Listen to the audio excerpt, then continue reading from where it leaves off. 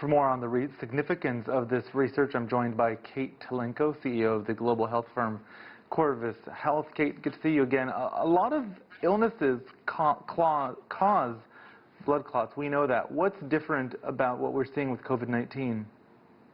Well, when we usually think of a blood clot, we think of the blood clot that occurs in the heart and causes a heart attack, or the blood clot that occurs in the brain and causes a stroke. So these are isolated clots. But with COVID-19, it causes clots throughout the entire body: the kidneys, the lung, the brain, the bones, the muscles.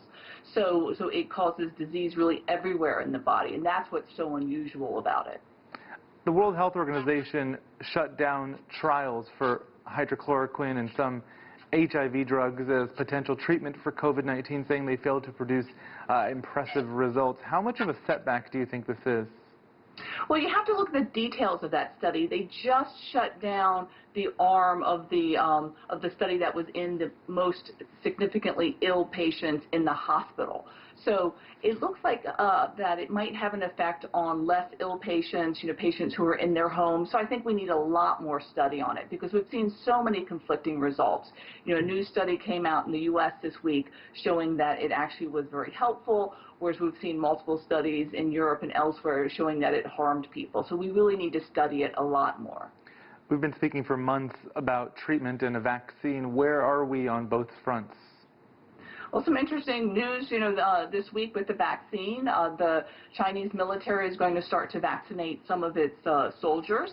And this is very interesting because militaries have quite a significant history of both developing and testing vaccines. In fact, when you look at the U.S. military, every war they fought, from the Revolutionary War to the Vietnam War, they lost more person days to infectious disease than to bullets. And so that's why you often see militaries participating in the vaccine research.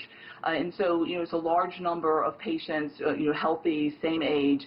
So hopefully we'll see some results soon coming out of this study. But the vaccine was co-developed by a Chinese pharmaceutical company and by the Chinese military, and it's a live virus vaccine that puts the RNA of the spike protein into the patient's cells so that they can produce antibodies against the spike protein and prevent the virus from getting into the body.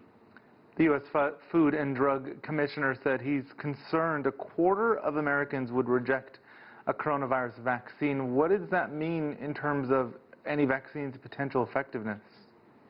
Well, it means that we should hope for a very effective vaccine. Often we find with the flu vaccine, maybe it has, 75, 80% effectiveness. And so hopefully if we get a vaccine that's 90% effective or higher, then it's all right if only, a smaller number of Americans accept it. But in reality, we need to work more on persuading more Americans to accept a COVID vaccine, to get them to understand they're protecting both themselves, their community, and their family members in general. The CDC had said the virus is more likely to spread indoors than outdoors, and yet we see all this concern over the holiday weekend about a possible uptick. Your thoughts?